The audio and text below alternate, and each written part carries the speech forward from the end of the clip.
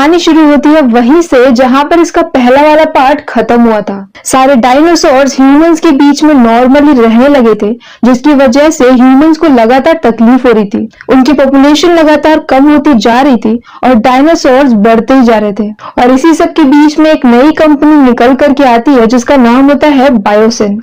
Biosyn यहाँ पर अलग अलग डायनासोर्स के बारे में स्टडी करती है और उनके बारे में पता करती है।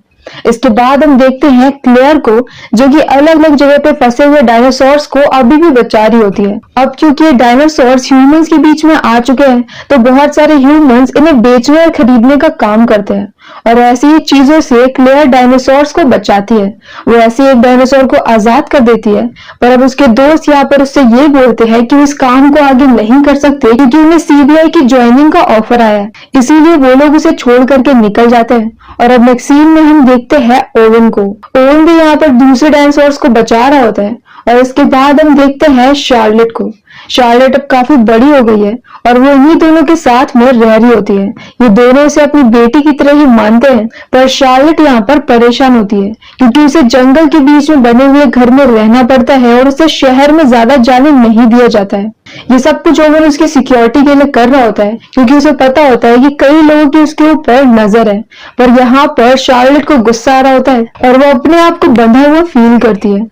अब ऐसे ही नेक्स्ट सीन में हम देखते हैं ब्लू को, जिसका फाइनली एक बच्चा हो गया है जिसे वो शिकार करना सिखा रहा होता है। और अब सीन शिफ्ट होता है कुछ टिड्डों पर, जो कि यहाँ पर पूरी फसल के ऊपर अटैक कर रहे होते हैं। ये टिड्डे साइज में काफी ज्यादा बड़े होते हैं और ये बायोसिन कंपनी ने बनाए होते हैं। इन टिड्डों की खासियत होती है कि ये टिड्डे बायोसिन की बनाई हुई किसी भी क्रॉप के ऊपर अटैक नहीं करते हैं और बाकी हर फसल को खा लेते हैं। अब ऐसे वो एक जगह पर अटैक करते हैं तो इसकी इन्वेस्टिगेशन करने के लिए वहां पर एली आती है, जो कि जुरासिक पार्क के फर्स्ट पार्ट में थी।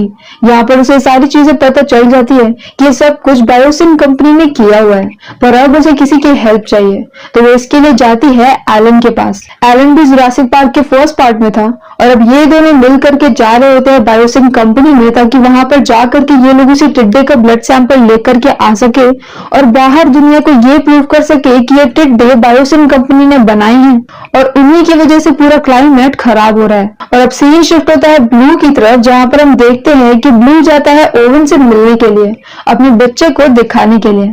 तो अब ओवन उसके पीछे जाता है, जहां पर ब्लू के ऊपर काफी वक्त से कुछ लोग की नजर होती है जो कि बायोसिन कंपनी के लिए काम करते हैं और वो लोग ब्लू के बच्चे को किडनैप कर लेते हैं। ओवन यहाँ पर हेल्प करने की कोशिश करता है पर कुछ भी नहीं कर पाता। दूसरी तरफ शार्लेट भी गुस्से में साइकिल से अलग जा रही होती है कि तभी उसका भी किडनैप हो जाता है।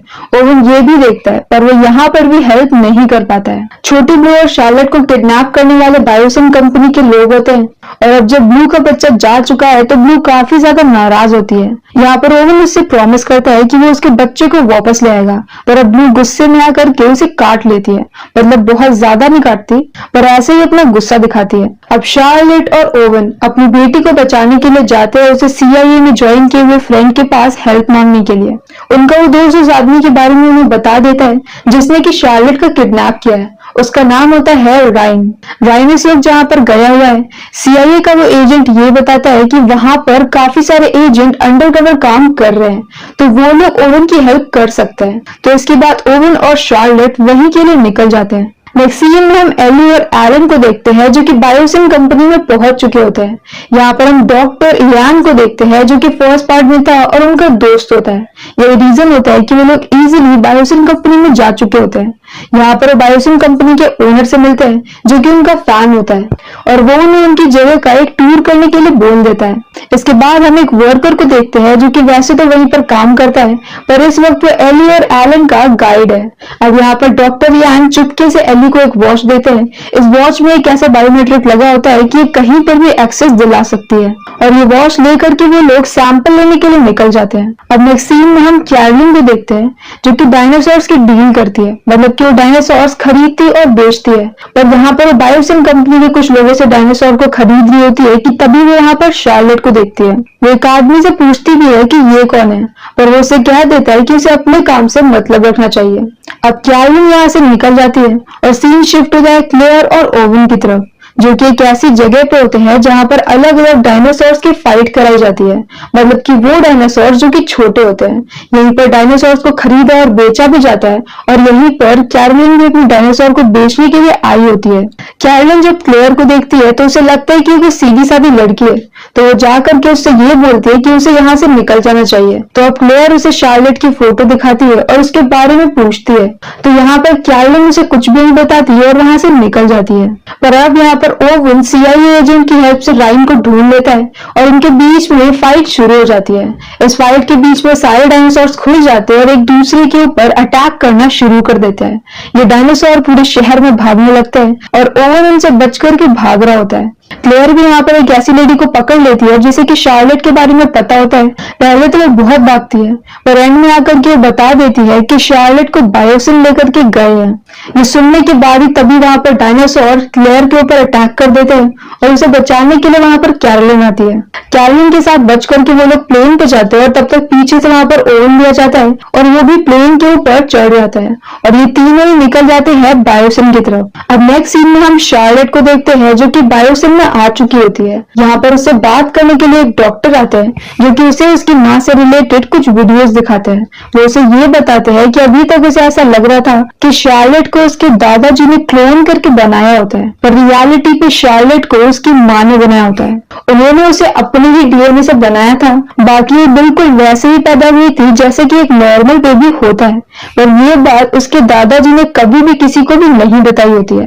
यहाँ पर शार्लेट अपनी माँ से रिलेटेड काफी सारी वीडियोस को देखती है और उसे बहुत अच्छा लगता है। अब वो डॉक्टर उसे ये बताता है कि उसकी बॉडी में कोई प्रॉब्लम थी जिसको ठीक करने के लिए उसकी माँ ने एक मेडिसिन बनाई थी और वो उसके ब्लड में ही डाल दी थी, जिसकी वजह से इस वक्त वो मेडिसिन उसके DNA में है और यही रीजन होता है कि उसे यहाँ पर लाया गया है। अगर डॉक्टर को उसकी वो ब्लड मिल जाती है तो फिर वो कई सारी बीमारियों का क्योर निकाल सकता है। अब शार्लेट उससे बात कर ही रही होती है कि तभी वहां पर बायोसिन कंपनी का ओनर आता है और वो डॉक्टर से बात करने लगता है। शार्लेट को मौका मिलता है और वो छोटे ब्लू को कैट से आजाद कर देती है और खुद भी वहां से भाग जाती है।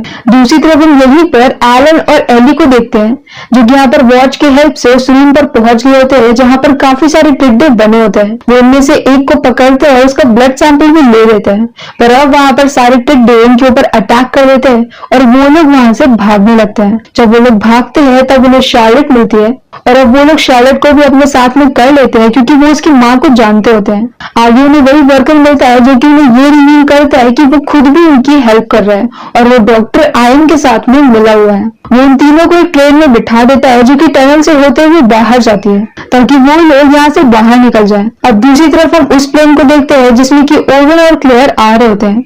इस प्लेन के ऊपर एक डायनासोर अटैक करता है और प्लेन क्रैश होने लगता है। तो यहाँ पर ओवन क्लेयर को तो सीट के साथ जिसमें कि पैराशूट लगा होता है नीचे फेंक देता है, लेकिन अब वो खुद प्लेन के साथ क्रैश हो जाता है और इसी के साथ ये दोनों अलग हो जाते हैं। ओवन और कैरोलिन साथ में आ जाते हैं और क्लेयर अकेली पड़ जाती है। वो यहाँ पर एक डायनासोर से फाइट करती है और जैसे तैसे बच करके भाग रही होती है। दूसरी तरफ कंपनी का ओनर देख लेता है कि एक ट्रेन कहीं पर जा रही है और काफी सारे टिड्डे बेकाबू हो गए। ये देख करके उसे समझ में आ जाता है कि कोई तो वहां पर गया था। अब इसके बाद में पता करके उसे ये पता चलता है कि डॉक्टर इयान ने हेल्प करी है एली और एलन की। ये पता चलते हुए डॉक्टर इयान को जॉब से निकाल देते हैं और अभी तक उन्हें ये नहीं पता चला होता है कि वो वर्कर भी उनके साथ में। अब वो वर्कर यहाँ पर डॉक्टर इयान को अलग लेकर के जाता है और वो उन्हें काफी सारे डिवाइसेस और एक जीप देता है ताकि वो यहाँ से भाग सके। डॉक्टर इयान यहाँ से निकल जाता है और वो ओनर ट्रेन को भी रुकवा देता है। तो ट्रेन रुकने के बाद यहाँ पर शार्लेट, एली और एलन ये तीनों ही बाहर आ जाते हैं जहाँ पर अब उनके सामने काफी सारे डायनासोर होते हैं और वो सभी इनके ऊपर अटैक करने वाले होते हैं कि तभी वहां पर डॉक्टर इयान आ जाता है और वो तीनों को बचा लेता है। दूसरी तरफ हम क्लेयर को देखते हैं जो कि भागते भागते कंट्रोल रूम जैसी जगह में पहुंच जाती है कि तभी वहां पर ओवन और कैरोलिन भी आ जाते हैं। तब तक वहां पर उस जीप से शार्लेट और बाकी सब भी आ जाते हैं और फाइनली उनकी पूरी टीम यूनाइट हो जाती है। पर तभी वहां पर एक बहुत बड़ा सा डायनासोर आ जाता है और ये लोग जैसे तैसे उससे लड़ते हुए कंट्रोल रूम में चले जाते हैं। ये एक ऐसा रास्ता होता है जहाँ से वो लोग मेन कंट्रोल रूम तक जा सकते हैं। दूसरी तरफ ओनर को जब ये लगता है कि अब वो सारे टिड्डे उसके काबू से बाहर हो रहे हैं तो उन सभी को जला करके उसे मारने का ऑर्डर देता है। वो रूम में आग तो लगा देते हैं, लेकिन सारे टिड्डे शीशे तोड़ करके बाहर निकल जाते हैं और पूरे जंगल में आग फैल जाती है। यहाँ पर सभी लोग निकलने का प्लान कर रहे होते हैं कि तभी ओवन ये बोलता है कि उसने ब्लू से प्रॉमिस किया है, उसने एक डायनासोर से प्रॉमिस किया है कि वो उसके बच्चे को छुड़ा करके लेकर के आएगा, इसलिए ब्लू को लेने के लिए निकल जाता है, जहाँ पर उसके साथ में शार्लेट भी जाती है। दूसरी तरफ क्लेयर जाती है एली के साथ और सारे सिस्टम को बंद कर देती है। और अब इतना सब कुछ होने के बाद वो ओनर भी वहां से भागने की कोशिश करता है, पर तब उसके ऊपर दो डायनासोर अटैक कर देते हैं और उसकी भी डेथ हो जाती है। दूसरी तरफ ओवन को छोटा भी मिल जाता है, जहाँ पर वो लोग उसे बेहोश करके ले आते हैं और इसके बाद वो सभी लोग चॉपर की तरफ भागने लगते हैं कि तभी वहां पर तो बहुत बड़े बड़े डायनासोर आ जाते हैं, लेकिन अब उनकी आपस में फाइट होने लगती है और ये सभी लोग निकलने वाले होते हैं। अब उनसे दोबारा से वही डॉक्टर मिलता है जो कि जिंदा बच गया होता है। वो उन्हें ये बोलता है कि उसे शार्लेट के ब्लड की जरूरत है, उसने गलती से बहुत ही खतरनाक टिड्डा बना दिया और अब उसे ठीक करने के लिए शार्लेट का ब्लड चाहिए। शार्लेट इसके लिए मान जाती है, तो वो लोग उसे भी अपने साथ में ले लेते हैं और फाइनली ये सभी लोग इस पूरी जगह से जिंदा बच गए होते हैं। मूवी के लास्ट सीन में हमें दिखाया जाता है कि डॉक्टर ने दवा बना ली होती है और क्लाइमेट दोबारा से सुधरने लगता है। गवर्नमेंट ने ऐसा डिसाइड किया होता है कि डायनासोर्स को कोई भी प्राइवेट कंपनी हैंडल नहीं करेगी और वो जिस आइलैंड पे रहते हैं उसे वहाँ की नेशनल सेंचुरी बना दिया जाएगा और वहाँ पर कोई भी ह्यूमन जाकर के कुछ भी इंटरप्ट नहीं करेगा।